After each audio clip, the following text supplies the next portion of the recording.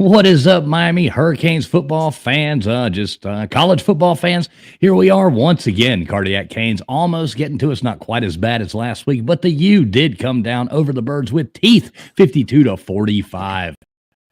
So 7-0, baby. 7-0. We're on. What do you think, Alex? I'm sorry, I just need a moment. Wow. Yeah, 7-0. Defense is a problem, but we're 7-0. And fuck you, Louisville. Birds don't have teeth. So, what do you think, Slim? Welcome in, Slim. I think Cam Ward had some more Heisman moments. That pass early on in the game to Jacoby George in the back of the end zone was just magnificent. Shout out to Restrepo too for moving his way up and breaking some records today. Yeah, that was pretty awesome. He broke school records. So did Cam Ward today too, didn't he? Didn't he become like the first Miami player to throw for, over 300 yards and so many? Oh yeah, he did it. He did it because Tyler Van Dyke had matched Jameis Winston's record.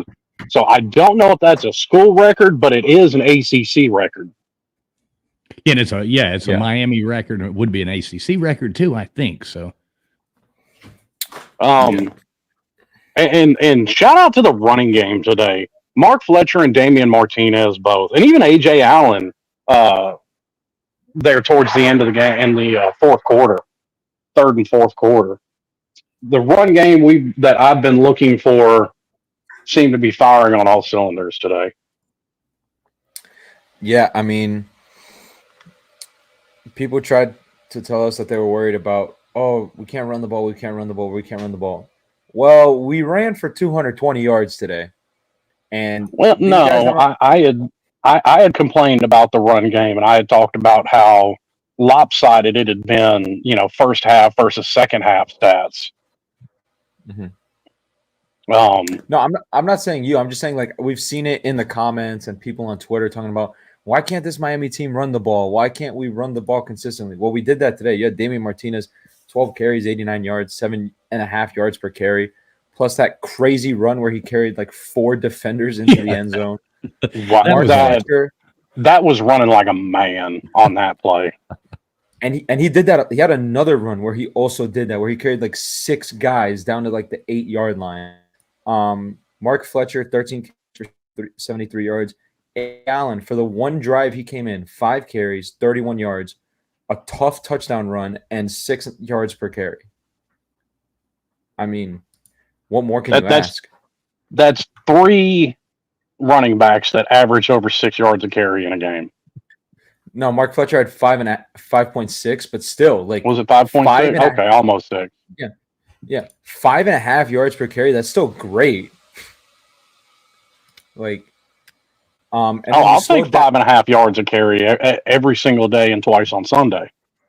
Yeah, I mean, Louisville's run stats are a bit skewed because Tyler Shuck got sacked 4 times for a loss of 32 yards. But yeah, our run defense did not show up great today. Isaac Brown, the star true freshman, had 9 carries for 56 yards and a touchdown. Now, granted, if you take away that 43-yard rushing touchdown that he had in the first quarter, his stats dip a little bit, but you can't take that away. It happened. Listen, they had 101 yards rushing total for the game. I'm never gonna take a defense's lunch money for only allowing 100 yards rushing in a game. Never. I will take their lunch money when you allow Tyler Shuck to throw for 342 yards and 4 touchdowns, though. Well, that's not the rush defense. That's our secondary, which we all pointed to in the offseason, and we've lamented about, over the last 3 games this season. We knew the secondary was going to be a problem. Mm-hmm. And it showed up today. I mean, Ja'Cory Brooks, I don't want to be hyperbolic here. Him look like Jerry fucking Rice out there. I mean, he had 6 receptions for 107 yards and 2 touchdowns. Chris Bell, 5 catches for 77 yards. I mean, they had 3 receivers go over 50 yards, and they had 1, 2, 3, 4, 5, 6, 7, 8, 9 different receivers catch a football today. And it was just play after play after play where you were just seeing guys running wide open. And apparently we can't cover a slant. Like, we can't cover a slant. Well, we were talking about this earlier, and I agree. And most people knew this. We've talked about it. That roster still isn't where we need it to be. And I do think they're having to force guys like Malinois at linebacker to play coverage. And let's be honest, much like Romeo Finley a few years ago, he's a little too big to be trying to drop into coverage. I mean, it's a tall ask for him to try and keep up with a receiver or a slot guy.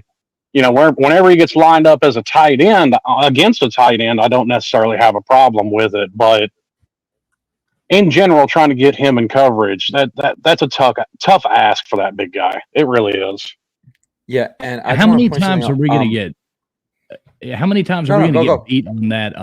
Like at the beginning of the game, it seems like they run the ball. Every team seems to do this to it. They do that little sweep, run and take it down. Every game, it seems like we get burned. So because our linebackers aren't fast enough to sideline keep up with it. Yeah, and that was put on film by Virginia Tech. In that Virginia Tech game, it was put on film. Like, oh, Miami's linebackers, they can't cover sideline to sideline like that. They don't have the speed. Yeah, we just don't. And like I said, that should have been something all of us knew coming into the season, that this roster still isn't where we want it to be yet as in its totality. And the linebackers we have are very good. I'm not trying to knock them. They're very good at what they do, but these guys in general are not coverage linebackers. Yeah. Devon, I understand where you're coming from, man. We won. Shut the fuck up. But like, our job on here is, yeah, we're happy that we're 7-0, but we have to point out what we see. And what we see is that defensively, 45 points, even though Louisville's a very good offense and Jeff Brom is good at scheming plays up. If this was a one-time thing, if we had been able to shut down Cal and shut down Virginia Tech, and today they put up 45 points, okay, that's fine, whatever. Like, every defense has a stinker, and sometimes you're going to run into an offense that can just counter you. But this is now 3 weeks in a row where we have seen explosive plays hit, where we have seen our secondary get cooked. It's not a one-off. It's now an issue. And it's an issue we need to talk about. Although I would like to congratulate you, Devon, for being our first contestant for the Debbie Downer Award. Good Lord. What, are we supposed to act like everything is rainbows and sunshine? Yeah, I mean, happy we're 7-0. I thought we'd be 5-2. You can go back to the preview stream that we did before the season. I picked us to lose to Virginia Tech and Louisville. And guess what? We could have lost those games because the defense wasn't good enough. And Michael Ramirez is absolutely right. Louisville's offense is much better than Cal's. Cal's entire offense for that game was 6 or 8 explosive plays, and that was it. Louisville's offense is much better. I mean, that's what Brom lives and dies on. So again, I don't know why anybody's surprised. Like, the announcers were talking about it before kickoff. They were looking for a shootout. Yeah, what was the Vegas odds? It was what, 2.5? Wasn't that the 4.5? Was it 4.5? Okay, well, 4.5. So I mean, we covered the spread too. Yeah. But I mean, like you said, Slim, like, Louisville's a much better offense, and I said it earlier. I wouldn't be complaining about this, and we wouldn't be complaining about this if the defense had showed up the previous 2 weeks. And it's like, okay, that's a good Louisville offense. Jeff Brown's going to scheme some stuff up. And they threw a lot out there. They tried flea flickers, fake punts. They went for it on 4th down multiple times in their own territory. I mean, the defense got some stops, but then Louisville just pulled out their own shit. But again, it's been a consistent issue for 3 weeks. And yes, we're going to get teams best. Yes, there's Super Bowl, as everyone likes to say, but you have to be better prepared for that. And this defense needs to play better, because right now, if you keep playing like that, Cam Ward can't do this every week. He can't. You're not going to win a national championship like this. Well, if your goal coming into this season was national championship, I realize that's the overall goal for everybody, but you might need to get your head checked. I mean, that's not the. I mean, we That wasn't won my 12 games the expectation. previous 2 years. Yeah, I mean that wasn't my expectation. I'm not saying that was the expectation, but the goal should be national championship. Even if you Well, of went course, 0-12 but yes, that's an overall goal for everybody, but there's also this nifty little thing, and I know some people have a problem with it. It's called a realistic goal. Mm-hmm. And you realistically don't win 12 games in 2 years and think you're going to come out and win a national title. Yeah, and dog, you're right. The refs were horrible today. They were, and we were talking about this backstage. I mean, Slim said it. What does it take for Ruben Bain to get a fucking holding call on him? The only time, man. I mean, just one. The only time Louisville got a holding called against them, it's because they slammed one of our D linemen into the ground. That's what it took. Well, and yeah, everybody keeps, and I've already seen some of it on Twitter. Everybody keeps focusing on the plays that were reviewed, but that's 2 weeks in a row. You've had an opponent put up a touchdown that stepped out of bounds, and they didn't even bother reviewing that play. Or you had, earlier in the game, Elijah Arroyo on a touchdown on a drive where we had to settle for a field goal. They call offensive pass interference because he's running a mesh route and he runs into a defender.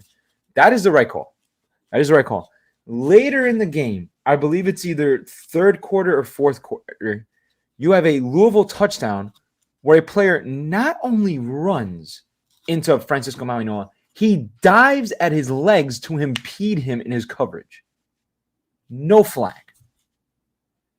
No flag. And you also another earlier where a Louisville tight end catches the ball, turns around, lunges for the first down marker. The ball comes out. We recover it. And they immediately say, no, it's incomplete. We're not even going to review it. So, yeah, ACC reffing sucks. And I know everyone's going to be like, well, the ACC refs are on your side. You had another call this week. Go your way. Yeah, that's an incomplete pass. Today, tomorrow. That was blatantly an incomplete pass. Like, I don't know. Like, people are just trying to stir up controversy because it's hate Miami. And it's the narrative of, oh, the refs only hate Miami. I mean, I was watching that game with my dad, and he was like, oh, I can't believe he fumbled there. I wasn't even worried for a second. I told him, that's not a fumble. Watching it live, you can tell his arm's coming forward, and it's an incomplete pass. Now, the refs didn't do the wrong thing there and letting the play out, because now if you blow it dead, you know, you've affected play there. And we've seen that before where there's plays where it's an incomplete pass, and it's clearly, but they still let the play out, so then they can go back and review it, and that's fine. They went back, reviewed it, and they got the right call. And this is why, and I'm gonna steal this out of Jimmy Johnson's book because he's absolutely correct. You don't leave it in the refs' hands. Bad calls are built into every game that has been played or will be played in the future. Mm-hmm. Deal with it.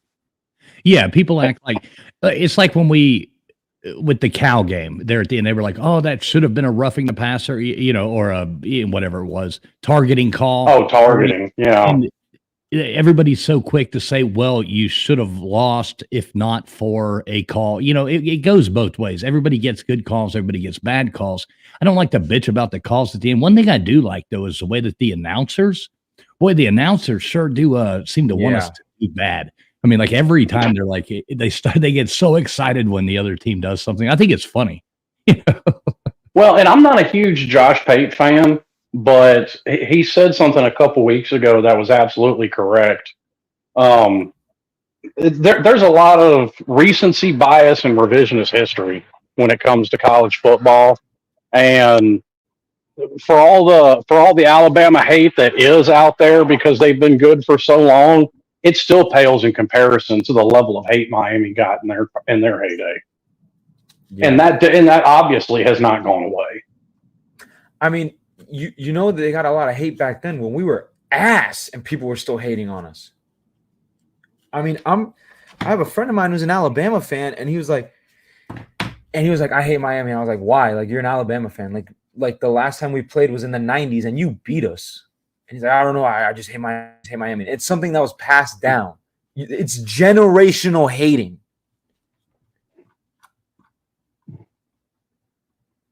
They do love to hate us, but that makes it all so much sweeter when we win.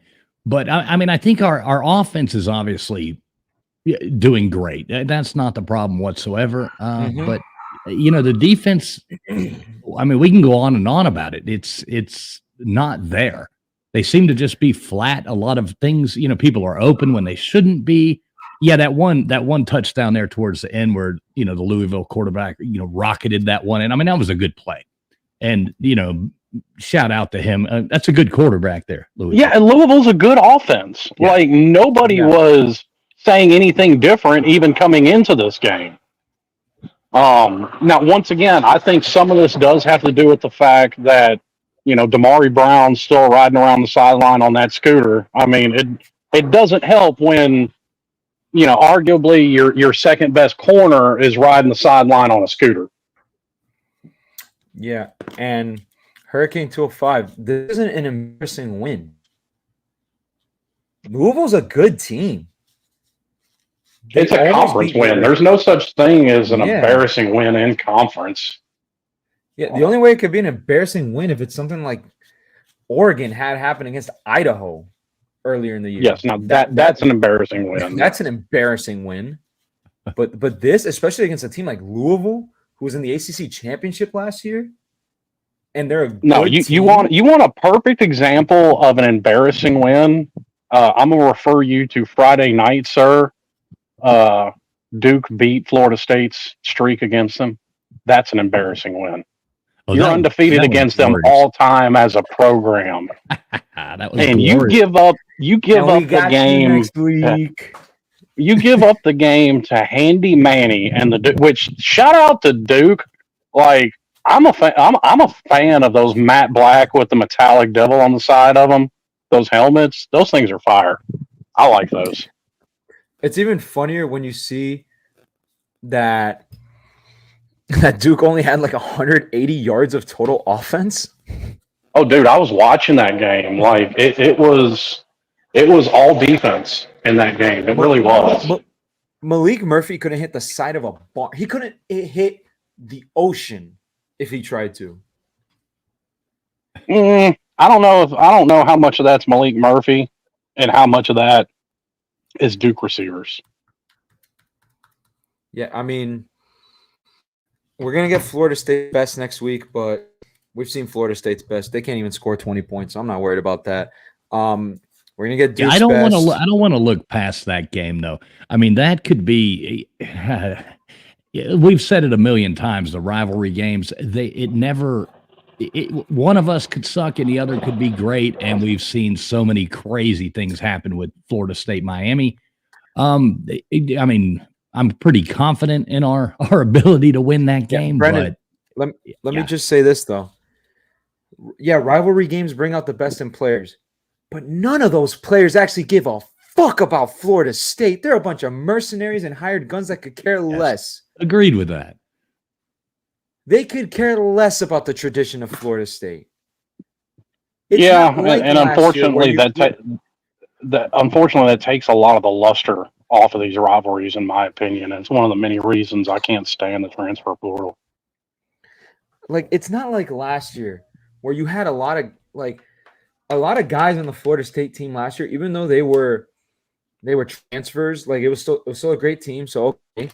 But then you had the underdog Miami team that comes in, and a lot of those guys wanted to be Canes, and they are Canes, and they care about Miami. So they went in and played their ass off, and we got a close game, even though you had a team with a backup freshman quarterback playing against the number 4 team in the country.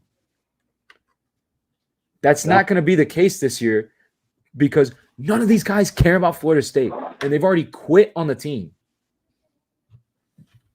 Yeah, they don't. They look horrible. I watched that game last night. They look absolutely horrible. Awful. I have a friend who's a Florida State fan. He's like, I'm a Texas fan now. I'm not watching this fucking team. Yeah, speaking of, that should be an exciting game tonight. Watching Texas and Georgia, that ought to be a pretty good game. Yeah, no, Tennessee and Alabama, they're battling it out here, and Georgia Tech and Notre Dame are tied 7-7. In looks like I'll be watching my New York Yankees beat the Cleveland Indians. They're not the Indians. I'm never calling them that. The Cleveland Indians to advance to the World Series. You disappoint me, sir.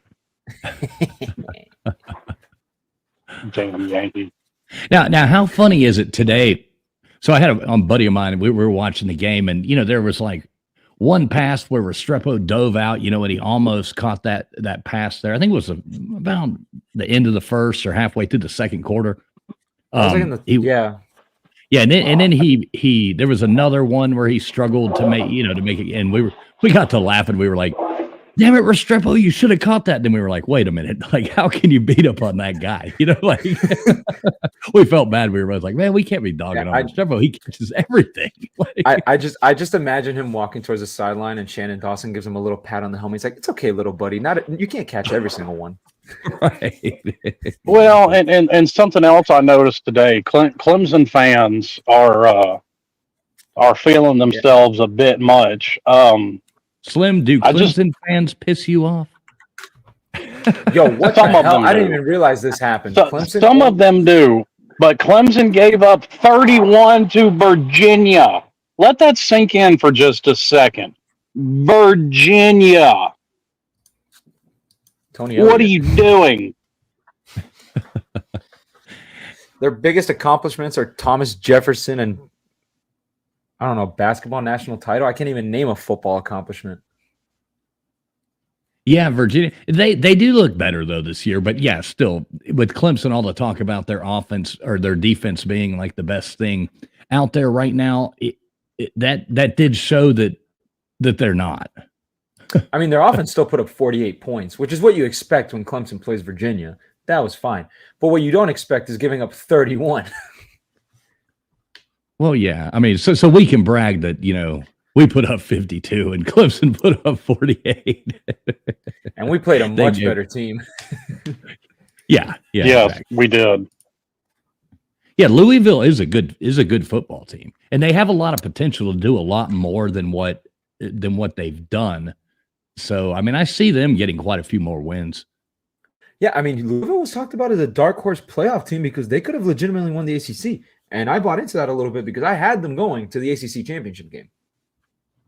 And they still could. I mean, this is only their second conference loss. Yeah, second. That's getting pretty. Yeah, but they play Clemson, and if Clemson slips up somewhere else, they hold the tiebreaker. So it's not out of the question for them. And Rick, I agree with this. We need to stop blitzing as much.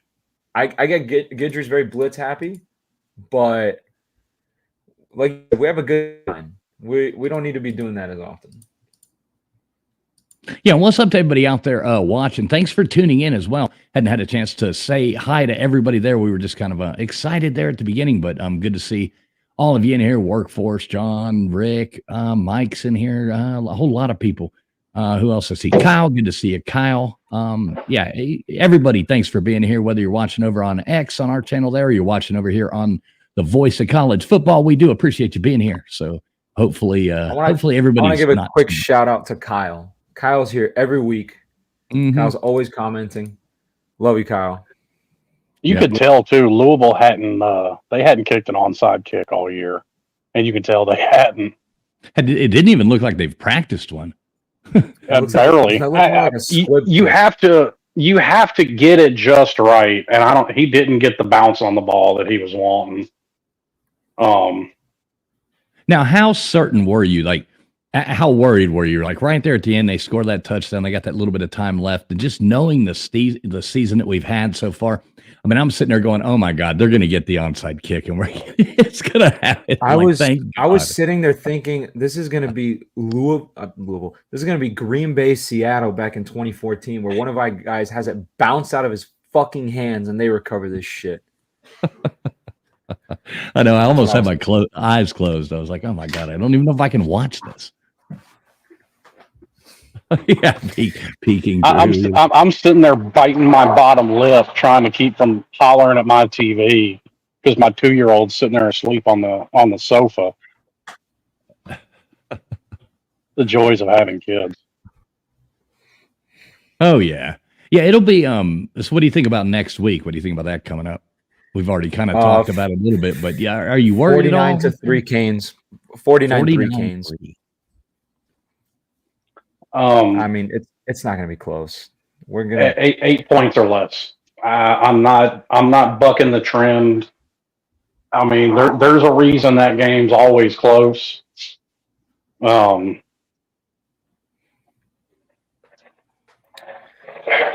mean, don't get me wrong. I want to call a blowout. I do, because they just look. No matter, like we're talking about Restrepo setting records. Florida State set records. They had turnovers on 3 consecutive plays last night.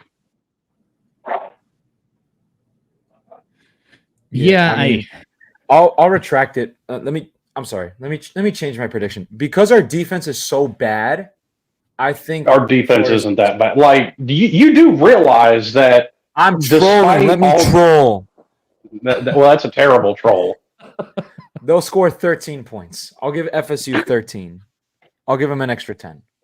Well, this is actually an interesting stat that I saw after last week that I would have lost the bet. I would have called somebody a liar if they pulled this up. If I hadn't seen it for myself. Even after the Cal game, and I'm sure it's not going to change much this week considering how much Clemson gave up, we still have the number 1 total defense in the conference. How? Yeah, how is that possible? Because Clemson decides to give up 35 points to NC State. They didn't give up the points, but Stanford was moving the ball at will between the 10s on Clemson. It's like they got inside the 10 and Clemson's defense would clamp down. Kind of like that old Mark D'Onofrio defense a few years ago, like bend but don't break. Or Baker. What's up, Workforce? Workforce says, Notre Dame went up 14-7 on Georgia Tech. Alabama's up 7-0 as well here against Tennessee at Neyland. That'd be a fun game to be at. You know what? I'm conflicted on that game. I really am. Like, I'm wondering if there's a way that, terrorists can fly a plane into the stadium and they both lose. All right, take them off the stream. We're going to get demonetized.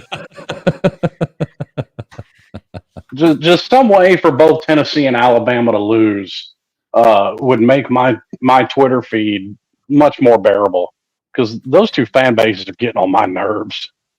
Brennan, you need to add a bleep slim feature. Right, I know. I'm going to get in touch with StreamYard here and see if we can get that 5-second delay. So we need a 5-second delay. LW's right. That's not very Christian of you, Slim. What's up, LW? Well, hey, that's okay, LW, because I'm not a Christian, so it all works out then.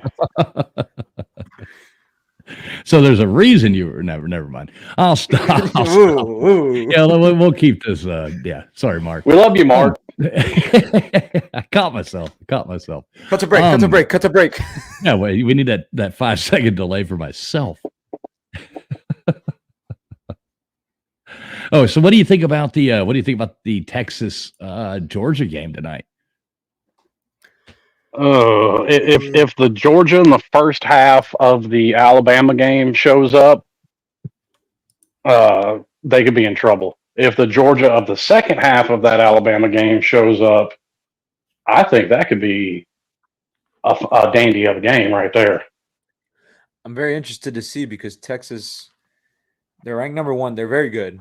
I'm not going to take that away, but everyone's like, Texas and Ohio State are the only clear elite teams this year. Well, that was before Ohio State lost to Oregon. Well, here's my thing with Texas. Like, I agree their offense is elite. Their defense has played one offense inside the top 60. That's exactly what I was going to say. Exactly what I was going to say. Everyone's raving about that defense and Anthony Hill, which he's playing awesome. But I want to see them play a great offense. And that's not a shot at Texas. I just want to see it. And FYI, Georgia's offense is well inside the top 60. I saw it on game day. They were ranked 11th. Yeah. So, I mean, Texas is their defense going to get tested today. I mean, this could very well. If I had to pick, I would say a shootout, much like our game. I can see this being a high scoring game. If I may even hit up that over under, hit the over on whatever the over under is if it's under 80. Yeah, so workforce makes good, but Miami only undefeated in top 6 should that happen. Yeah, and we'll still be, and they'll drop us down to 7th. Yeah, and we'll drop to 7th. Well, actually, probably not, because we hadn't covered the spread in the last 2 weeks, and we did today. Well, yeah, but I mean, do they really take fine? the spread into account? They'll move us up to 5th. Sure. Yeah, they absolutely do.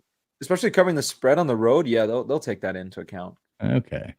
Because you not only covered, you covered on the road. And you put up 52. In a sold-out Louisville, which that was not sold out. I'm sorry. I saw so many empty seats. Well, when they say sold out, it's all the tickets sold. Doesn't mean everybody showed up. Now, have you ever been to the stadium there at Louisville? I've driven by it a lot. Yeah, that's what my friend that was watching the game with. He's a truck driver as well, and he was saying the same thing. He's like, "Well, I drive past this all the time, but I've never actually been there." So, yeah, it's a Loserville. L's down. Yeah, which also bad karma for that dumbass D lineman from Louisville breaking the U in the first quarter over his knee. That's when I knew we were going to win the game. I was like, ooh, the football gods are not going to like that you just did that. Well, what I find funny is they flagged Miami last week for something very similar, but no flags here. No, you're thinking about the Virginia Tech game where Jacoby George spun the football. He just spun the football, and they called a flag for celebration. Was that the one I was thinking of? Yeah, maybe you're right. Yeah. And, Kyle, I agree with you. I do not like Louisville fans, even just before today. Like, they're pretty goddamn obnoxious. And they act like now, they've done anything. I've got a really good Louisville fan friend here on YouTube, Dave Brown, the Bourbon Hunter, big Louisville fan. Shout out to you, Dave Brown. Good game today, brother. I know we've been talking about this game for about 6 months now, he and I have. So big shout out to Dave Brown. Now, that's one Louisville fan I do like. Yeah, that's definitely a Louisville fan I like. But there's exceptions to everything. There are. And much like you, I picked this game as a loss preseason, and I was even talking about it on Twitter yesterday. I didn't like. We're not great coming off of bye weeks, and that hasn't been a single coach thing. That's gone through multiple coaches. And it was the second road trip in a row, and it's a week before Florida State. I was like, everything to me for this game added up for a trap game that they're probably going to lose, and they didn't. And quite frankly, at this point, we're on to the downhill slide of our schedule, because every team we play until the ACC Championship is much worse than Louisville. Yeah, whether it's Duke, Florida State, Wake Forest, Syracuse. Now, Syracuse is one you're going to have to the defense is going to have to show up, or Kyle McCord can make you look foolish. Are we playing in Miami that game, or are we playing in the basketball at Syracuse? It is at Syracuse. It is on the road. Okay. We all had you missed something there, fools. Yeah, I've got it up right here. Okay. I've got a Falconer TRX with the 305 super chat there. He says they will drop Miami in the rankings. I do. That's what you're just talking about. That's awesome. And Falconer TR, I've been sitting there looking at your picture there, man. I like that truck, dude. And I've got the exact same license plate on the front of our SUV. But that truck's pretty wicked looking. I like that. So appreciate you, Falconer TRX. And he's actually coming back in with another one right here. Another 305. He says, bad calls all over. X was a catch-on knockout. Yeah. Yeah, I feel like that could have gone either way. That I know which one he's talking about at the end of the second quarter. Where the ball touched the ground right there at the end. Yeah, Yeah. Is that the one you're talking about? Probably. But he was still moving around. The ball was still. We have to apply the same thing that we did to Virginia Tech, where the ball's still bobbling and moving around. So yeah, that was the right call. Yeah, I tend to agree. And to Foles' point earlier, I mean, if X can't reach a couple here and there, it is what it is. I mean, that man was still clutch on third down. That man was clutch on fourth down. Like, he's earned more than a little grace.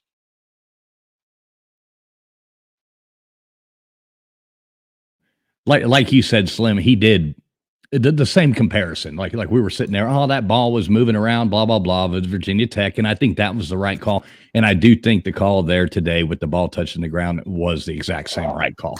You know, Yeah, if that defender doesn't come in and hit him while he's on the ground, then it is a catch because it would have been on his chest.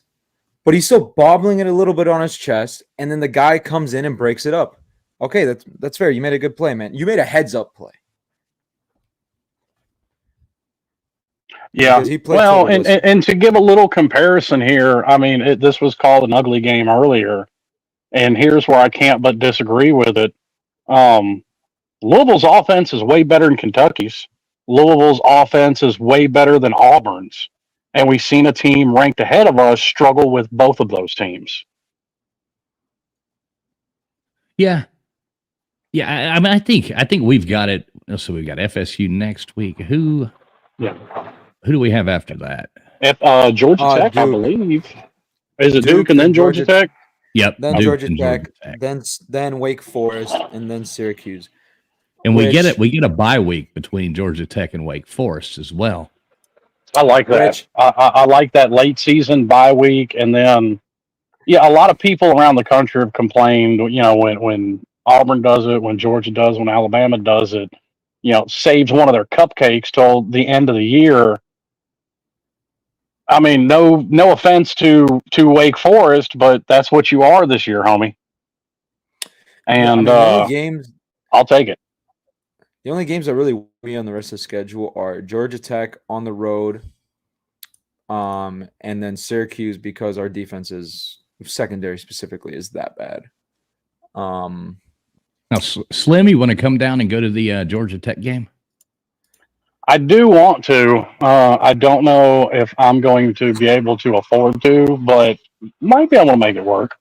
Yeah, I was talking to Rec Talk and Sea Dog, and we were talking about trying to make it. So I'll definitely keep you in the loop. And Alex, you're more than welcome to fly up if you want to come up to that one.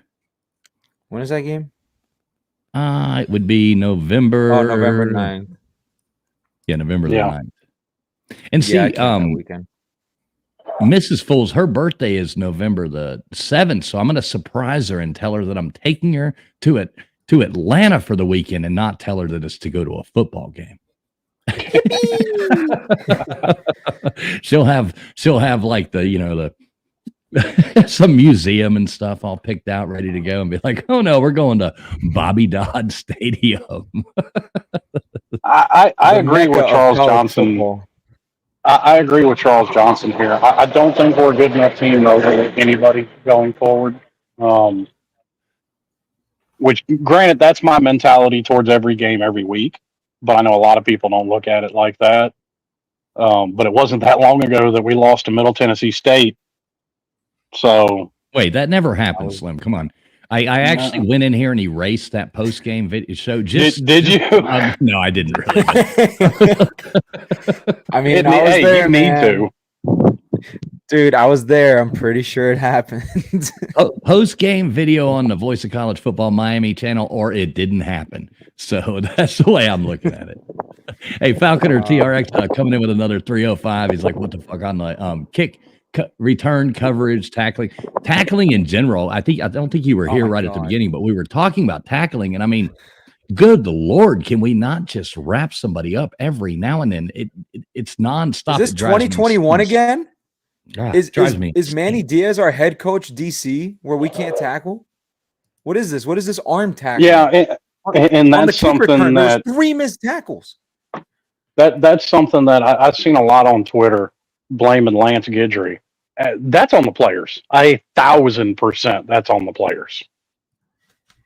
Yeah, it's not. I kind of agree with that. It's not like you are playing pee wee football or even high school football. I mean, come on, you're playing at the top level, NCAA football. You should have learned how to tackle by now. Like, how did you make it this far in your football career and not know how to tackle?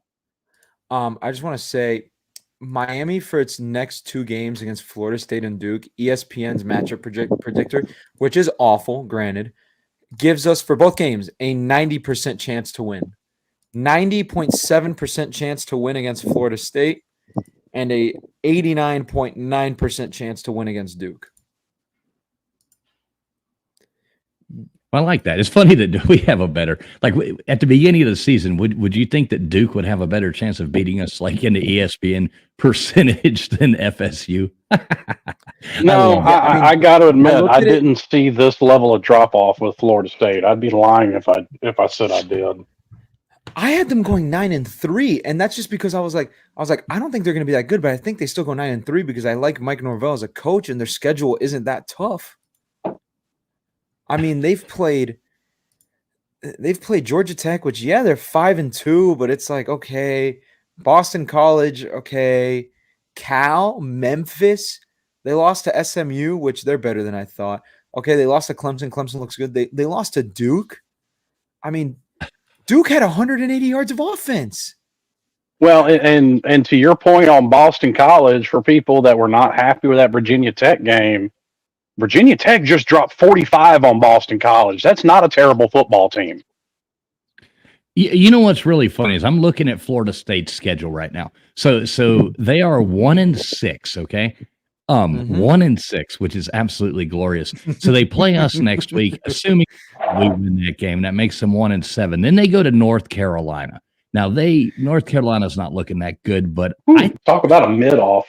Yeah, but I think FSU has a 55% chance to win against North Carolina. That's how fucking bad they are. So that'll be 1-8 if they lose that. Then they got Notre Dame. Notre Dame's going to wipe the floor with them too. At Notre Dame, they are at Notre Dame. And then they play Charleston Southern. So they not might a guaranteed win either. No, not a guaranteed win at all with the way they're playing. But okay, let's just assume they win that game. Okay, that would make them 2-9, and then they play Florida, and Florida's going to beat them. So yes, Florida's going to beat them. Florida's a better football team. Well, I mean, we'll see, because now Graham Mertz is out for the rest of the year. Graham Mertz tore his ACL, so now you've got DJ Lagway for the rest of the year. A true freshman. I think that Florida State game. I think Ron DeSantis needs to cut everybody that watches that game a check. Man, I gotta say, I gotta bring this up. Florida fans have been grilling Billy Napier because it's like he can't beat our rivals. He's beaten Tennessee last year once, and then he beat someone else once. I forget who. He's like 2-10 against their rivals. Something ridiculous. If they lose to Kentucky, who they've already lost to 3 years in a row, something like Billy that. Napier's lost to 3 out of the last 4 or something like that. Yeah, they've lost. I know they've lost 3 in a row. I think maybe 4 out of the last 5. 4. Yeah, because Dan Mullen, they lost in 21. I'm pretty sure they lost in 22, and they lost last year. If Billy Napier loses to Kentucky today, do they fire him? I think they might crucify him in the middle of Gainesville. Yeah, he might not make it out. No, in Gainesville, they're not going to leave him in the tarmac. I think probably what's going to happen there is because of this trend that you're seeing now with players deciding to redshirt and not play anymore, and prepare to transfer out. I think you're going to see a big drop off in the mid-season firings.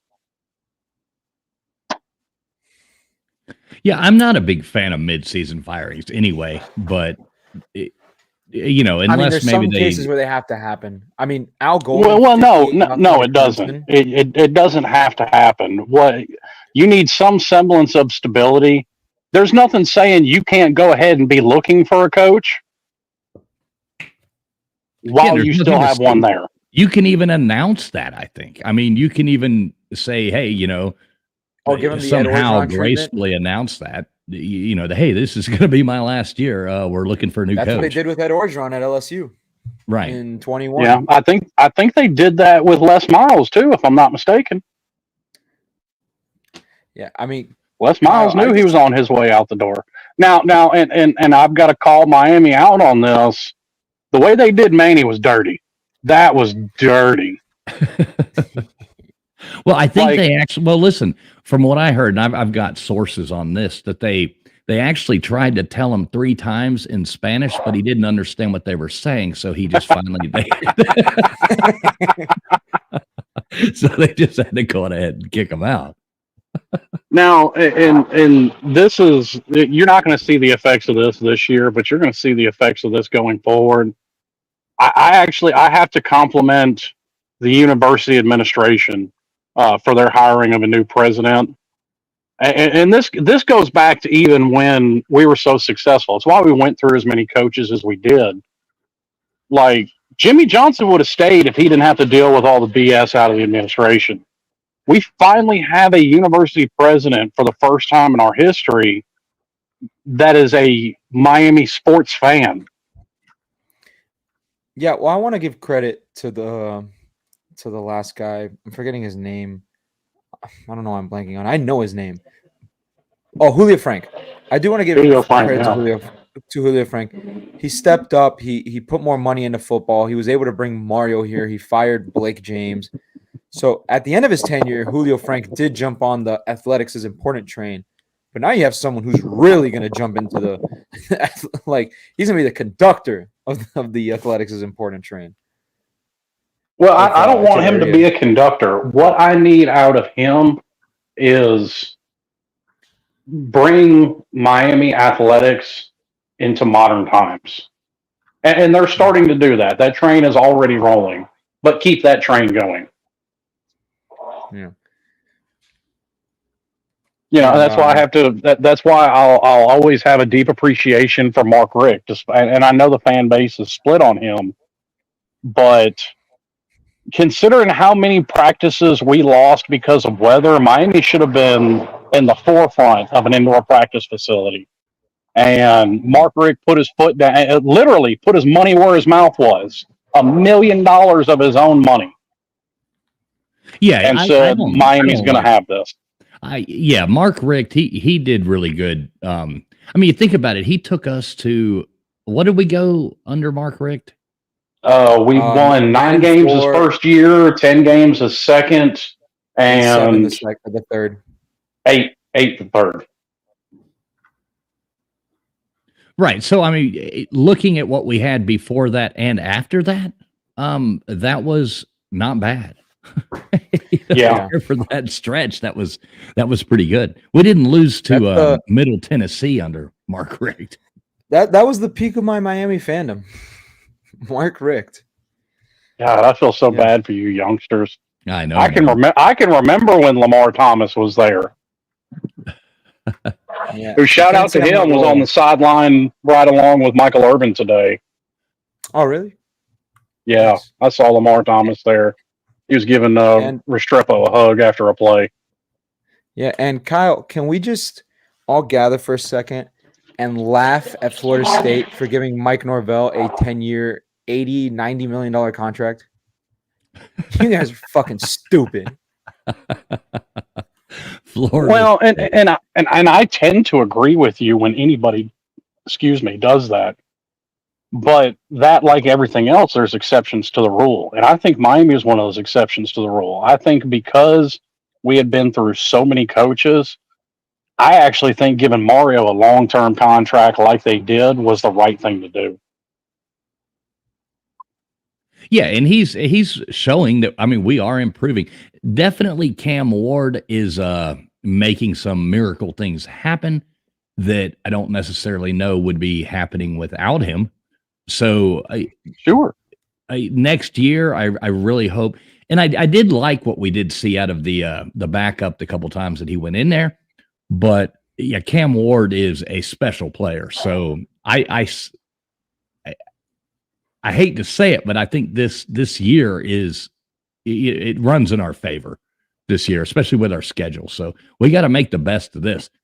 Well, this year runs in our favor, but I think I completely agree with Mario, and I think a lot of people should. The roster still is not, as a whole, still isn't where it needs to be. No. We've talked about it, on here when it comes to defensive performance, and look at the recruiting class. They are focusing on defensive players, linebackers, corners, safeties, and I think Mario is addressing the needs of the team like he should. And do we have to have a year like Tennessee did last year where, okay, you got to go through a season where you make the best with the quarterback you have? Sometimes that just happens. But if the rest of the team is improved, I think Georgia's a prime example of that. You don't need a world beater at quarterback to win a bunch of games. Yeah, but okay, look at this season right here. Take Cam Ward out of the scenario. What would our record be right now? What do you think? 4-3. Yeah, we'd have 3 losses. Yeah, we wouldn't have had any of those comebacks. Yeah, we would have probably still we would have still beat Florida, but we would have lost that Cal game. We would have lost the Virginia Tech game. If you have Tyler Van Dyke at quarterback, we're 4-3. Okay. Let's just take the guy. Let's just take the guy from last year. Let's say alternate universe, because he had the 2 good games at the end of last year. He decides to stay for whatever reason, and he plays through these 7 games. We're 4-3. We're real here. Cam Ward is the reason we're 7. Well, we say that, and there's no saying that even Tyler Van Dyke, even if he stayed, would have been the quarterback. I think if he would have stayed, Ja'Cory Brown would have been the quarterback myself, and he has not looked bad this year. Yes, Charles Johnson. Those were good times, my friend. I remember that as well. That was the first game that I have a memory going to, because my aunt is from Texas, and I think her and my uncle were already married by then. I think, but her brother is a Texas alum, and got us tickets to that game. And I was probably about 5 years old, running around there doing the same thing I do now, running around pissing off as many people as I could. Although the second half, there wasn't many Texas fans left, I must say. Yeah, that was good times. I want to get back to those good times. It takes time, especially the way Mario does it with the emphasis on high school recruiting, and which I think is the correct way. I think guys like Mario and Kirby Smart are doing it the correct way. I think they are still focused on high school recruiting primarily, and they're bringing in the best possible transfers that they can get to fill in gaps where they're needed. Yeah, he's definitely, Cam Ward is definitely a game changer. I like this comment here by Charles as well. It says Cam Ward or Shedeur Sanders will go number 1 in the 2025 NFL draft. Yeah, I would say so. Yeah, and I think based off of physical stats, I think Cam Ward would probably go above him, because Shedeur is not a big guy. He really isn't. And that's what I think would put Cam Ward just a notch above him, being 6'2", over 200 pounds. Yeah, and he does a lot more. I haven't watched a ton of Colorado this season, but it seemed like last year when I was watching Shedeur, he made a lot of plays happening on his feet. It seemed like then. Is that still happening this year? Or it is. And shout out to Cam Ward, because he still doesn't have an offensive line. No, but and that's something that I've caught a lot of flack for. I am not a fan of dual threat quarterbacks. I don't think you need a statue in the pocket. I think you need somebody with mobility. I think Cam Ward kind of hits that sweet spot for me that I like. If it's not there, he's going to go through all of his options before he takes off and runs. Yeah, and he seems to only run when, like, I haven't seen him take those runs when he didn't have them. Maybe once, twice, but normally he knows he's got that 8 yards before he starts running, and normally he seems to get about 10 to 14 out of it. And it's only when he doesn't take it. He's had it's only he's still looking for the pass. Yeah, well, that's because he'll only run if he has to keep the drive alive, and that's really what I want out of a quarterback, because you're seeing it. We were talking about the Georgia Tech game earlier. You see it with a guy like Haynes King. When you want to run the ball at every available opportunity, it's just way too hard to last through the whole season without missing a game or two. I mean, even staying healthy, it's hard not to miss a game or two just taking that beating when you want to rush the ball 20 times a game. Oh, wow. Look at this. Jennifer. What's up, Jennifer Miller? Good to see you. Says, I was at the homecoming game at the Orange Bowl in 87 against Virginia Tech. That's awesome. Good for you. Super well, cool. Jennifer dating herself there. I wasn't even alive for that game. Hey, well, yeah, but I've been to many games at the Orange Bowl before 87. So good for you, Jennifer. good for you. I know how it is. Yeah, I remember going in the early 80s, going to games. So yeah, that's awesome though. And I know Slim doesn't like the fact of us building a stadium, but I'm still all on board of having having our own stadium again. Let me clear that up now. I'm not against them doing it. I just don't care if they do or not. Like, I've been to games at the Orange Bowl. The last game I got to go to, unfortunately, was against the Gators in 03. Yeah, okay. 03. And we almost went to another one. We almost went to that Virginia game in 07. Thank God Almighty we didn't. The last game in the because Orange Bowl? I would have. Yes. Because I was in Vero Beach when that game was being played, so we weren't far away. But like I said, I'm not against them building a new stadium. I just don't really care. Because here's the thing, and Miami kind of needs it. Being a private school, you don't get that public funding. They don't have to worry about maintenance and upkeep of a stadium. UGA has to worry about that. Tennessee has to worry about that. Oh, speaking of UGA there, Slim, how happy is Uncle Lou going to be now that the Georgia Tech Georgia games are going to be played at Mercedes-Benz instead of at their home fields now? You know how he goes on and on. He hates home field games, and he always wants it to be at neutral sites. I saw that the other day. I saw that announcement that it's going to be at Mercedes-Benz. So how many games are UGA going to play at home now? Like 3?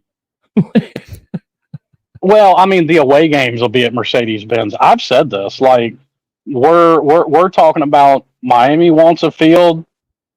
Pitt doesn't have one. Georgia Tech's not fit. They're fixing to let Bobby Dodd go. In my opinion, I think the city of Atlanta has no want whatsoever to maintain Bobby Dodd Stadium. And I don't think they're going to. When did they start maintaining it? Well, yeah, but it looked like they never finished construction.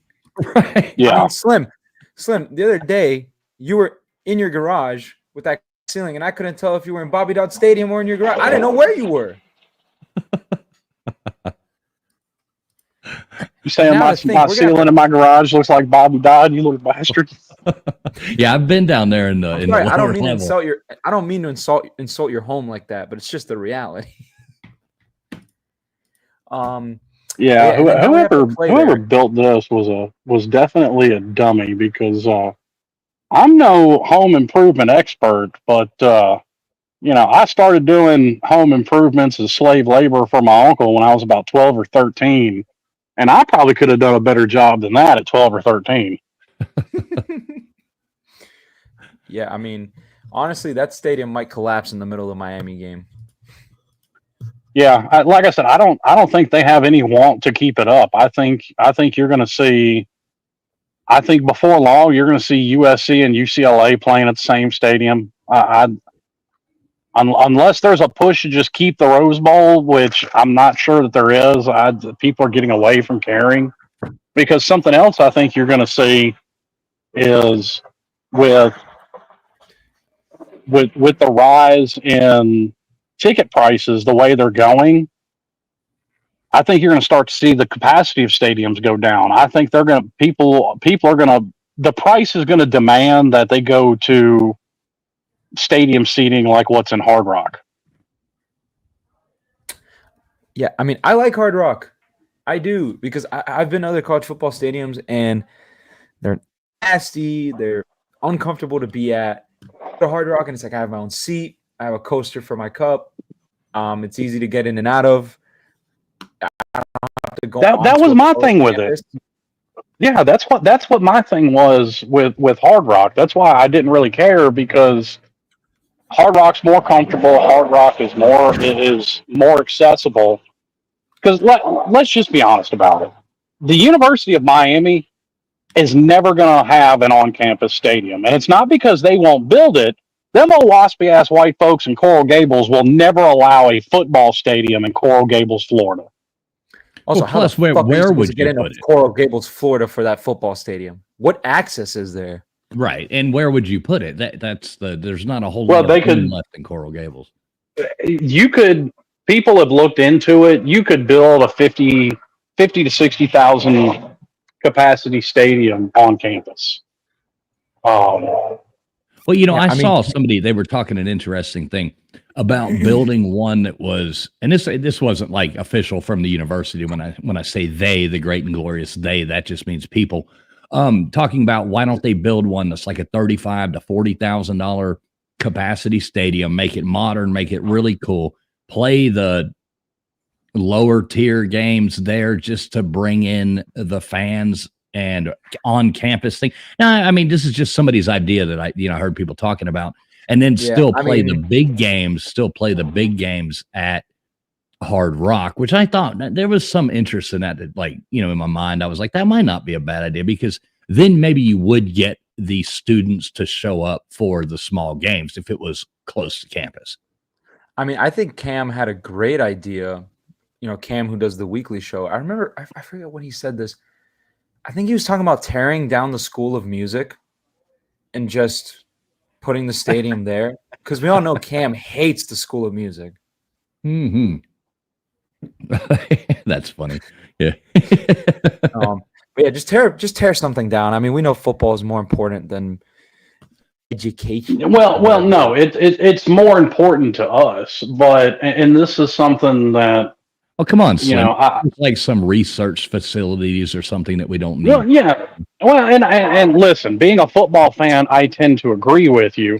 And like I've gotten into conversations with people from other fan bases.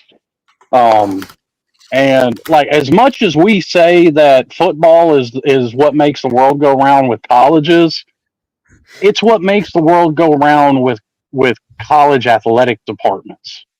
Like, the money the University of Miami the football budget that they have, the university as a whole wipes its ass with. Like, the general endowment fund for the University of Miami is almost $5 billion. Brendan, just take a look at the private chat. I don't want to say that out loud. Right. Exactly. Football is life. Football is life. Hey, real quick on that note, let me just make sure. Mark did ask if we'd play this little bit here. So here is Mark Rogers just wants to say this to all of you guys out there. So bear with us for 1 minute and check it out. College football is even more exciting with some action on the line. And the games are even better when you're cashing in. And the Voice of College Football is the place to be to get the greatest value. Let's start with my picks. 75% against the money line, 58% against the spread. I've got a 40-year track record. In fact, in 2023, at $100 played per game, you would have netted over $9,300. And guess what? I'm just the warm-up act. Steve Merrill, our ace in the hole, show stopper from Wager Talk. 6 years with the Voice of College Football, over 30 years in the industry. Steve gives us analysis on all the big games, but you can't miss Steve's weekly under the radar pick, which went 21-5 against the spread the last 2 seasons. I repeat, 21-5 against the spread. You also get picks from some of our top analysts here at the Voice of College Football, including Steve Dace and Matt Zemek. Become a YouTube channel member or Patreon member for just $99 per month. Go to the main channel on YouTube, click join, and select the betting tier. Do the same thing on Patreon. Make 2024 a winner now. There you go, folks. You heard it right there. Check that out, please. And he does have some experts all throughout here. I mean, the 3 of us are here. That chick he has cover Ole Miss. I mean, you're not an expert with those kind of assets. No. I do like it. No, there is a lot of smart people in this Voice of College Football community. I would like to think that maybe one day I can join that and be one of those smart people. Now, wait a minute. I thought you already were. I wanted to be just like you when I grew up. Hey, man, just keep it up, Slim. Keep it up. There's hope for everybody. I promise. Well, have we beat this dead horse enough? Have we finally definitively determined once and for all that birds, in fact, don't have teeth? Because they just all got knocked out? Well, if you notice down here, I do have it down here. Welcome to the scroller at the bottom. Welcome to the Miami Postgame Show. Miami 52, Birds with Teeth 45. Take the little subscribe thing off. I've got it on my little name too. Birds do not have teeth. So all right. I don't know what Louisville thinks. There we go. Birds don't have teeth. You know what else they don't have today is a W. They don't. They do have an L, which, I mean, I guess that was kind of foreshadowing. All their fans were throwing up these L's. So I guess that kind of foreshadowed how their day was going to go. L down. Hey, let me ask you guys this real quick. Have you got another 20 minutes to be on here? I got nothing but time and football to watch. All right. Well, I do think some people have liked it when we have dropped the link just to see if anybody else does want to come on here and give us their thoughts. And we have had, people say they like to hear that. So if that's cool with y'all, I'm going to do that and see if anybody comes on. If not, we'll go on ahead and wrap it up here shortly. But y'all cool with that, right? Let's get some representation from the Miami fan base. We keep getting these Bama and Georgia fans. Let's get some Miami fans on here to talk about this game. Yeah, if you see a Bama fan on here, boot him. I mean, apparently so many of you disagree with my takes. I mean, please, by all means, tell me where you're wrong and I'm right. Yeah, we can make that happen. So, yeah, I'm going to go on ahead. Let me say I had to refresh this stream. I don't know why it did that. So now I'm having to watch a commercial to watch this. Damn it. Anyway, I'll go on ahead and join. Y'all talk for a second. I'm typing. I can only multitask so much. Old people and technology. Gotta love it. Boomers. All right, there you go. So I just dropped that into the chat. Join the stream and give us your thoughts. Just click that StreamYard link. It's just like if we can figure out, if Slim can figure it out, then you can, I promise. So anybody's more than welcome. Come on and give us your thoughts about today's game or college football in general. What you think, you're more than welcome to if anybody would like to join with us. So there's the link. All right, so now I can go back to this. Yeah, that was I think, what do you think, Slim? Can we run the rest of the season out? I hope so. I definitely think it's a possibility. Well, at least ACC. I mean, or the rest of the regular season. Let's say it like that. The rest of the regular the rest of the regular season, I think, is a definite possibility. With the exception, like I said, Kyle McCord is a good quarterback and can make you look foolish and pay if you don't go in there and take them seriously. Yeah, I mean, the only two games left that worry me are Georgia Tech on the road and then Syracuse on the road. You're scared of those, huh? Well, I'm always going to be worried about the Florida State game. Let me Yeah, and I said that too earlier, Slim. I was like, I'm not taking that one for granted whatsoever. I'm not going to take it for granted because it's very rarely that we get to beat them by 50 like we're going to do on Saturday. Well, all right. Now, if it doesn't happen, I'm blaming you, Alex. Well, we had T2Y came on here at the beginning and said we were going 12-0, so I'm still going with him. T2Y. We can say it's all his fault. There we go. I'll drop that from this channel here so I can pin it. There we go. Now amazing when the boomer actually does things right. I know it. Look at that. I realized I was logged in under my Traveling Fools channel and not the Miami channel here. So there we go. Now it's pinned up there at the top. If anybody would like to jump on and give us their thoughts, you are more than welcome. The link is pinned at the top of the chat. Otherwise, we'll just sit here and talk for a few minutes about Miami football and go back to our Saturdays. So it's up to you guys. It's in your court. What are you going to do? Don't join. No, I'm joking. Yeah, and make sure you have hit the thumbs up on this stream as well. It really does help. Hit that thumbs up. Make sure you like it. It does help get the algorithm out where other cool people just like you can be here. Yeah, even if I don't personally care, YouTube does care. So please do it. 100%. Kyle Zip it. Look at this. Look at this guy. Fools is old people. Damn it. Thanks, Kyle. We love you, brother. Look at that. We got Moose coming in here as well. What's up, Moose? Good to see you. Good to see you.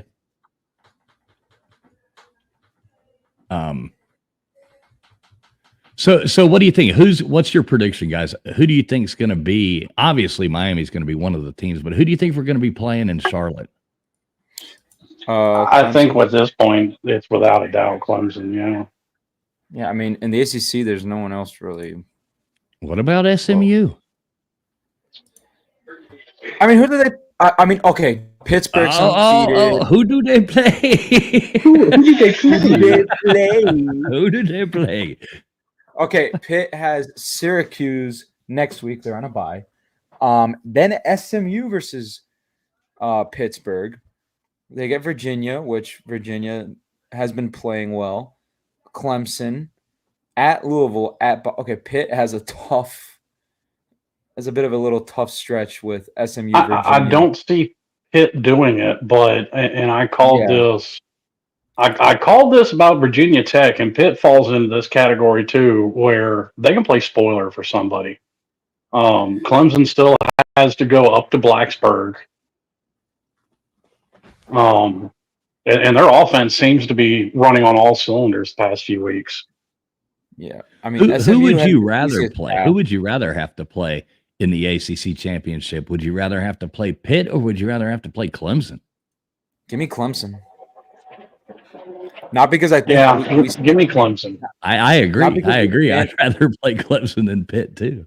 Not because we stand a better chance of beating them. I don't think we do. We have a better chance of beating Pitt, obviously, but give me that tougher challenge. Show me what this team is made of and what they're missing. I don't know, man. I just Pitt likes playing that spoiler role. Clemson really doesn't. And for all the gripes we have about our own defense, it's still the best defense, best total defense in the conference, better than Clemson's. Yeah. I mean, if you look at they have the easier path, I'd say, at Stanford tonight. Then they're at Duke on next week. Then they play Pitt at home, Boston College at home, at Virginia, and then Cal at home. That's very manageable. It's actually not crazy. It is not crazy to say that SMU could get to 10 wins in the regular season. Yeah.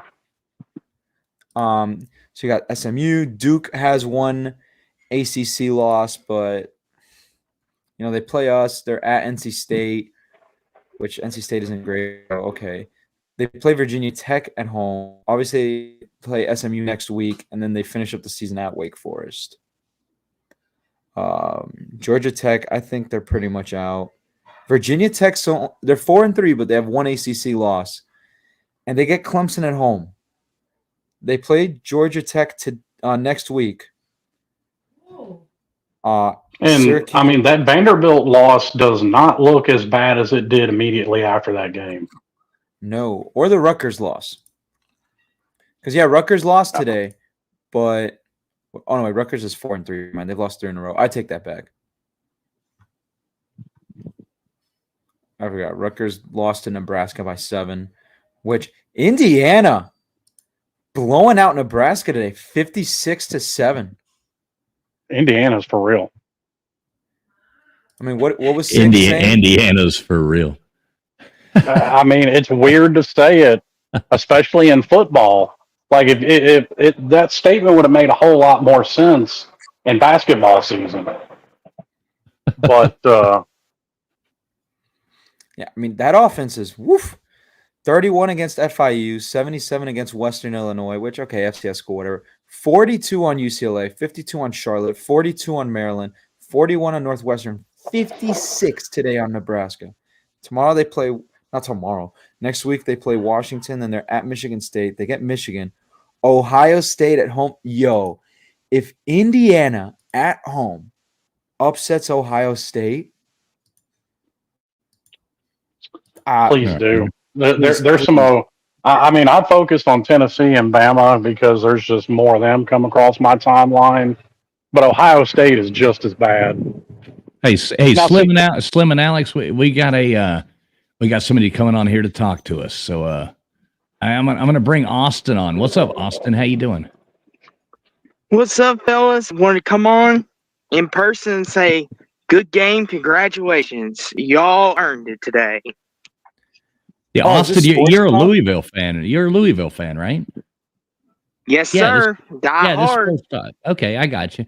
All right, I'll pull this down. I just want to make sure we knew who we were bringing up beforehand. I always try to put an overlay up just in case. In case you get a pervert or something. Right, exactly. You never know. This is YouTube. No, sir. No, guys, I'm legit. All right, just making sure, brother. Just making sure. But yeah, I mean, Louisville's a good team, man. I wouldn't hang your head on that loss whatsoever. I had you guys beating us preseason. Yeah. We all did. We all did. All of us had y'all beating us preseason. That should tell you what we thought of Louisville coming into the year. Mm-hmm.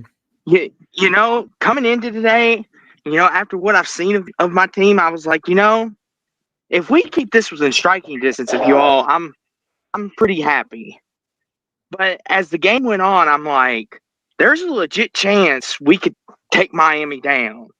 Like they have given up very many explosive plays in previous games, and they gave them up quite a bit today. Yeah. But now, I don't think you were here at the beginning. Yeah, you weren't here at the beginning, but I mean, we did give, credit there to Louisville in the way that you guys played and your offense and the quarterback. I mean, your quarterback's, he's a great player. There's no way to take that away from him. So. And I want to give credit to your all's offensive line. The way they pushed us in the trenches, I wasn't expecting that out of your all's team. I was expecting more of Cam Ward doing the loop around, doing the Cam Newton style kind of thing, and then throwing it down the field like you did. But you also ran the ball so great on us, too. We just had our heads cut off like chickens. Didn't know what to do. Well, I mean, to that point, I've got to admit, I did see the offensive line playing like that. I mean, listen, Miami's got one of the best offensive lines in the country. It just is what it is. Now, obviously, Rivers was a little rusty today, which is to be expected. I mean, he's missed several games because of an injury, so he was a little rusty. But I mean, so was Ruben Bain, his first game back.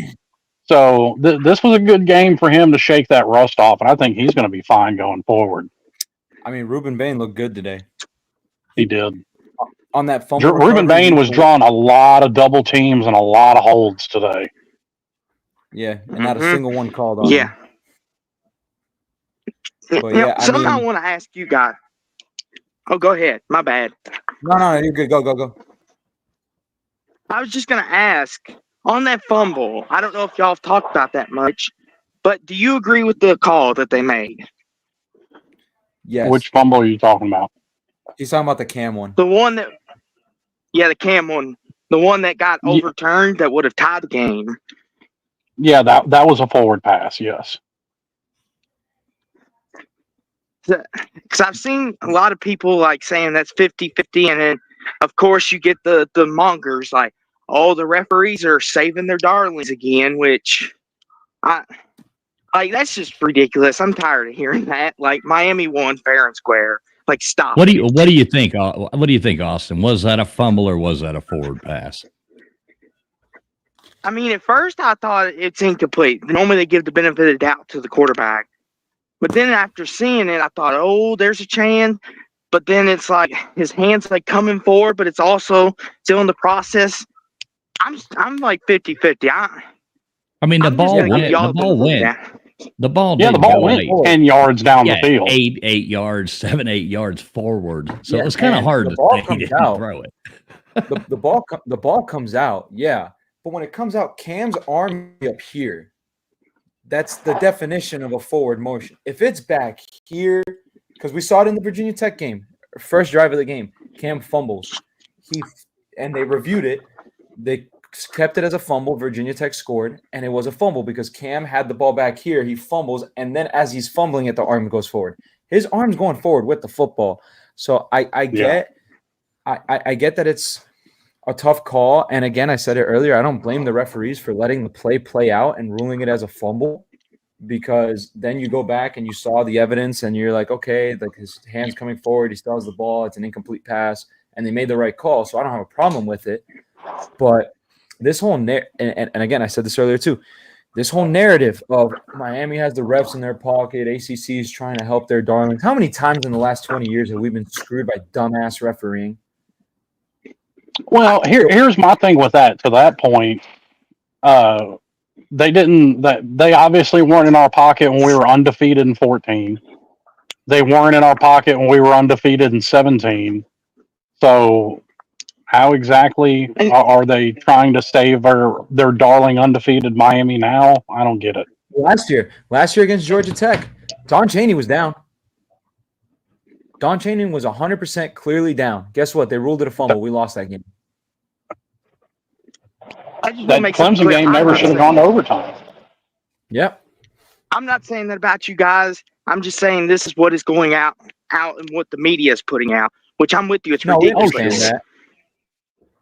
No, we understand no, that. we get that. Yeah, we're not like coming back at you. We're just using what you brought up. We're using what you brought up to address that wider narrative, where it's like, Miami, they handed Miami the game against Virginia Tech. That ball was clearly incomplete. I was at that game, and I had Virginia Tech fans standing next to me telling me, "Oh, that looks incomplete to me." Virginia Tech fans telling me that. Cal, okay. All right, yeah, that was a targeting. Can we all agree that was a targeting? Guess what? We had 3 times. No, actually it wasn't, because his forearm made contact, then his shoulder made contact, then the helmet made contact. Okay, well, all right, 50-50 call. Okay, well, here's the thing, son. What did everyone say? You have to go with the call on the field when it's 50-50 like that. That's what everyone was saying after the Virginia Tech game, right? That's 50-50. The call on the field was a clean call, so they went with the call on the field. There you go.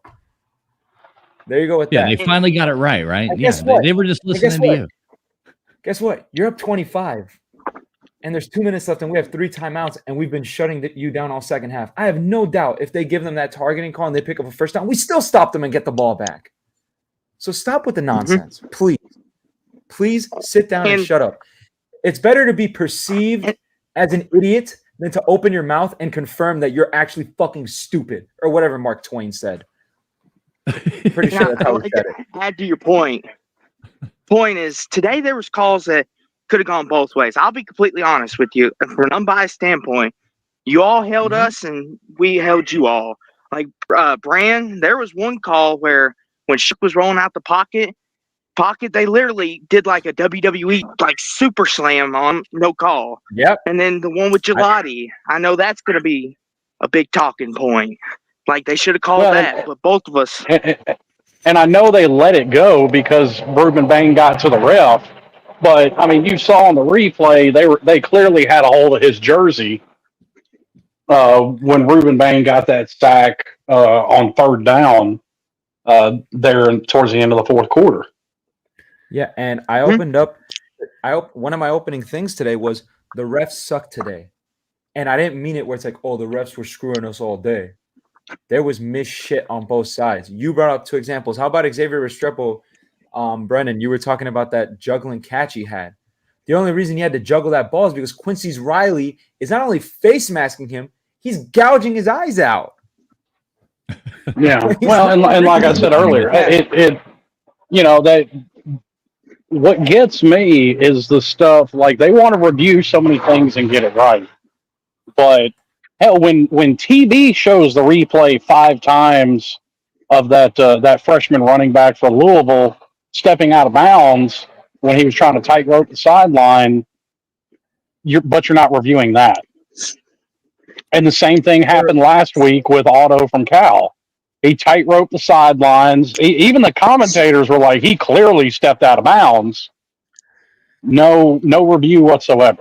Well, how many times did they review, or not review it, but replay it and show it? And they were talking about how that could have maybe possibly been a hold on Miami on that one play. He went out and scored a touchdown, and the guy's arm. Oh yeah. And let's bring in the expert. What do you think about this no call that happened 5 minutes ago? Because it's a narrative. Because it's a narrative they're trying to push, where the refs love Miami and the refs help Miami. Well, here's my thing with that. To your point, Alex, exactly.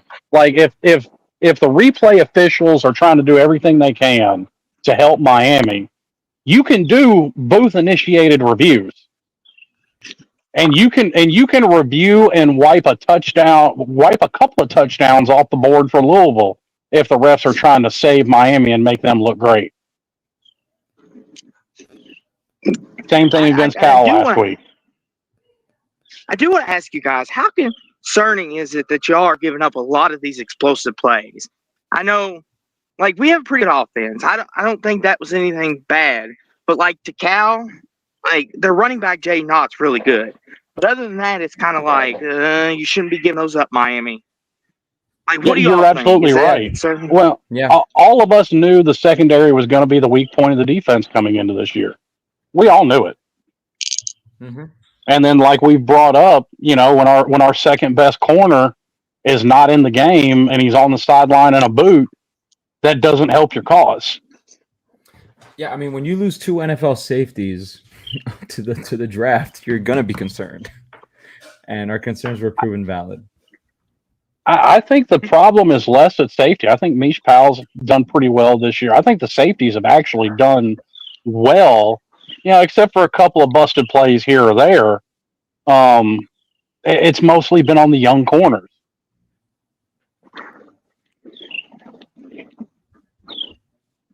And one of the other things that go ahead, Traveling Fools. No, I was going to say it's only going to really become concerning to me when we fail to score more points than we give up. But totally. But it is concerning. We're definitely, our defense definitely is not what's winning us football games. Right. Oh, this is very much the inverse of 2017 right now. Well, and I got to give y'all credit. There was some leakiness in your all's defensive back in the secondary, but your defensive line is so freaking talented and good that Shuck never really had time just to sit there like Cam Ward did and just sit there and look. He had to take the checkdowns, the shallow crosses. Cam Ward sitting back here, spinning, doing the loop, doing dances, and then he decides to throw it. Well, I thought at one point, I think he was flossing his teeth. Well, yeah, he flossed his teeth after he fixed a sandwich and ate it. Right. Literally, we gave him all the time in the world, and then even when we did, there's a strip or someone running down the middle wide open, missed communications, and then not getting to Cam Ward really is what beat us today. And then the fact the 2 running backs had him a day. One of the plays that really surprised me is you guys got a sack on Cam Ward. It's 3rd and 17, and he's able to run up the middle for 19 yards for a first down like nothing. I was like, what the hell? I was like, I'll take it, but holy shit. Yeah. I want to – when I watch the post-game pressure, I want to know what Ron English is going to say about that, because you should at least have a spy up somewhere knowing Cam Ward can do that.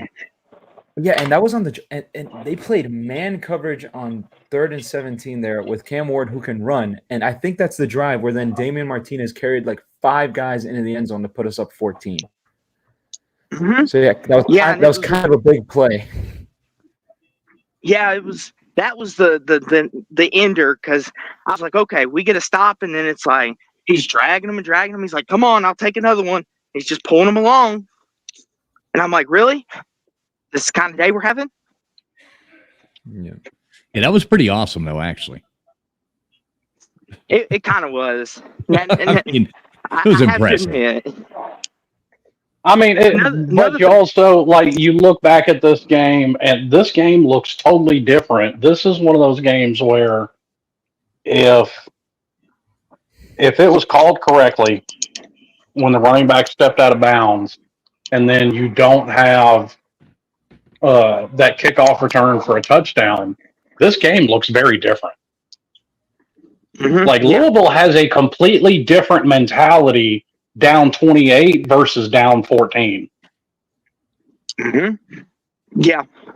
And coming out of the locker room, well, we had that fumble, and that's what it ticked me off, because I was like, we've got Miami, it's only 3 points, and then we fumbled, y'all go back up 10. And we kick the field goal, and y'all go on that long drive and score.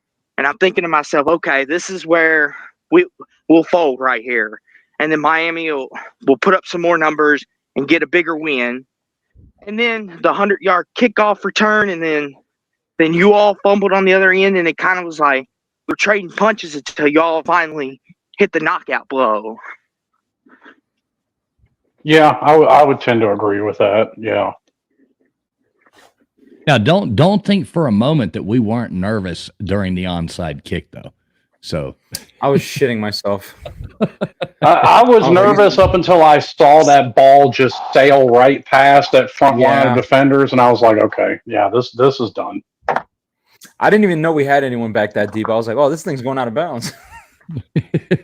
Going into the end zone. But after everything, though, all the way back to Miami. I'm really proud of the team, though. Like, I ain't going to hang my head too much, because y'all are a top 5 team, borderline, and we hung with you all. So I'm pretty proud of that. Now, Louisville's a good team. I mean, Louisville, I don't think they've quite done what everybody thought they were going to at the beginning of the season, but it's still a good team with a lot of potential. So I wouldn't hang my head at all. I mean, you've got a lot more games to win this year than you do to lose. Mm-hmm. We just got to clean up everything. Like turnovers, that was like my biggest key to winning this game. Is just don't turn the ball over. And then we only did the 1 turnover, so I was kind of like, okay, at least we seem to get that going.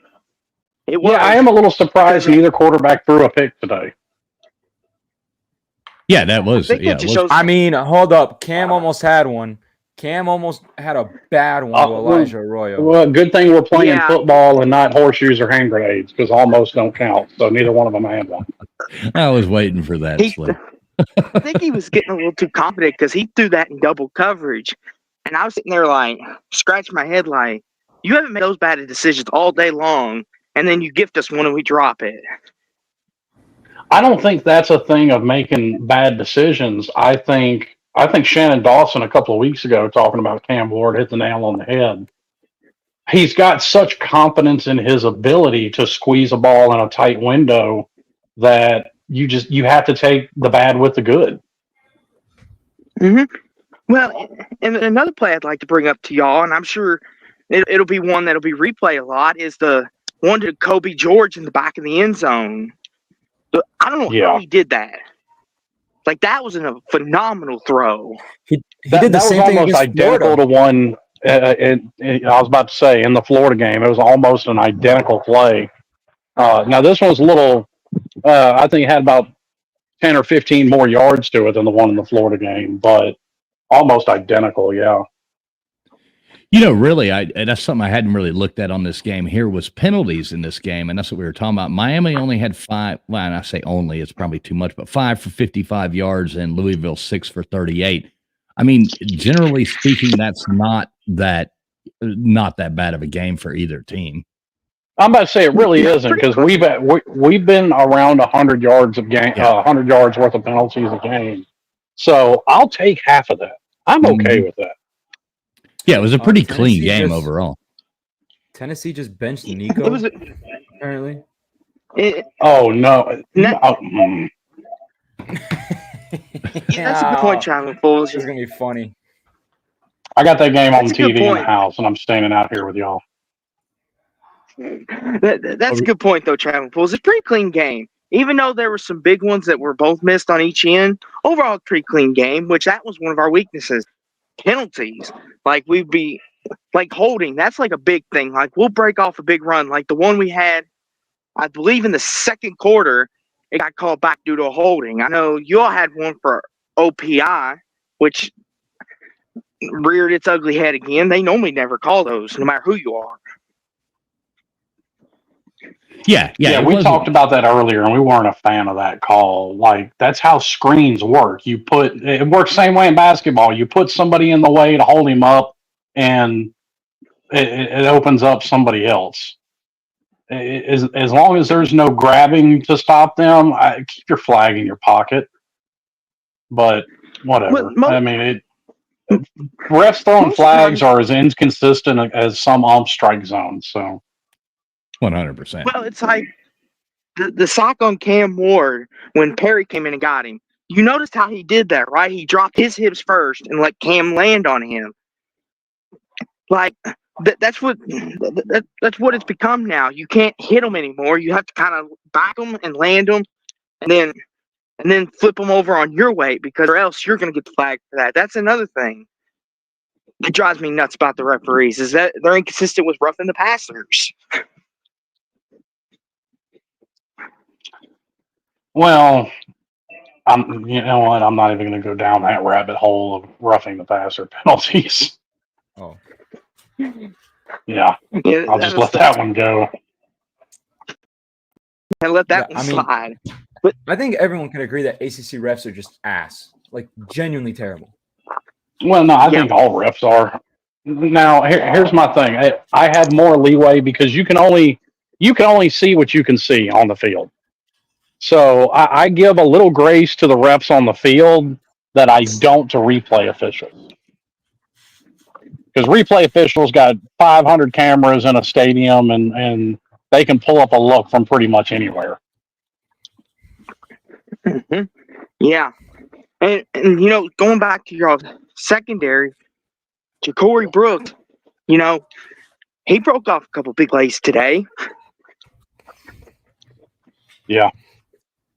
Yeah, we were saying that. Our secondary made him look like an NFL quarterback, like Randy Moss or something, or Jerry Rice. Mm-hmm.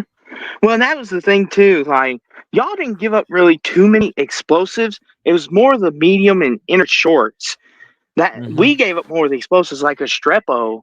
That dude, like, he caught everything today.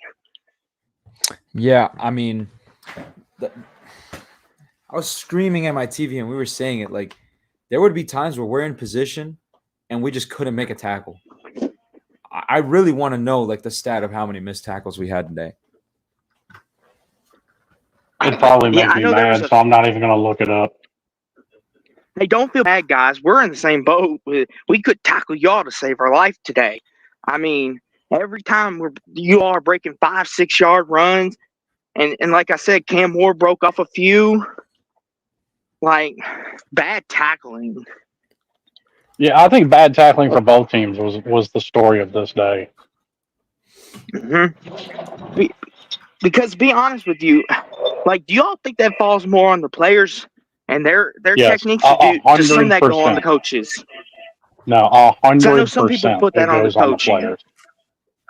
They'll be like, the coach needs to teach them better.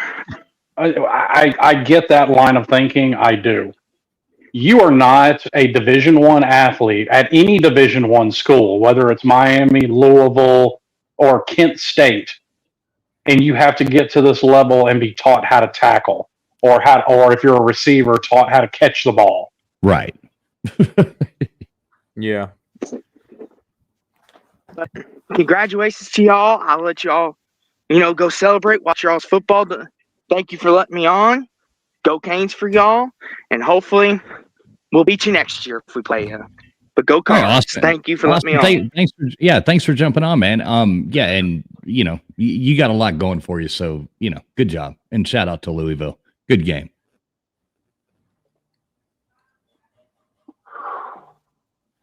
All right then. What else you guys think? You got anything else to touch on or anything like that before we wrap this thing up? I don't. I think we beat this corpse plenty enough. Cam Ward for the Heisman. Xavier Restrepo for the Bolitnikov. And we're going 12-0. I can't even stand straight face at that last one. I'm sorry. Well, we might go 12-0. I don't. No, we might. Okay, no, we could go 12-0. No, we could go 12-0, but we're winning the national championship also. There we go. All right. Are you 16-0, 16-0 national champions. You're taking T2Y's place here now. So. Well, actually, we would only win 15 games because we have we'll get the first round bye. No, it's 16 even with the first round bye because it's the quarterfinal, semifinal, national championship. Yeah. Right. Okay. Yeah. Back when it was just the I don't know what I was thinking. Yeah, well, I like it. Because if it was only an 18 playoff, then it would still be 15-0 because you have the first 4 spots. But because of that, now like little play-in nonsense they have with games, which that's the only thing I like about the new college football playoff. I hate everything else. Kyle is awarding you, Alex, with the not so Debbie Downer award. So, am I the first winner of that? You are the first inaugural winner of the Not So Debbie Downer Award. Congratulations. Wait, who won it today? I know we called someone out earlier. I got to go back. Yeah, I don't think we've really had any. We had that one. Well, we had one, yeah. But I don't think that was worthy of a winner. We had one for consideration, and he was telling us to lighten up. But then once we explained our stance, he was like, okay, right. You're right. Okay, you guys. Lighten up, Francis. All right. Well, y'all got any other last words, or are we good to get out of here? We're good, boss man.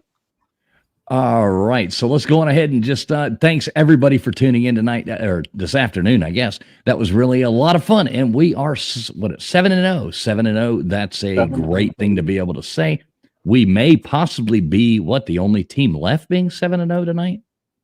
I hope so. Well, Indiana's still undefeated. Oh, okay. So it might be us in Indiana, depending on what happens with Georgia and Texas. But I think I think there were 11 undefeated teams. I think.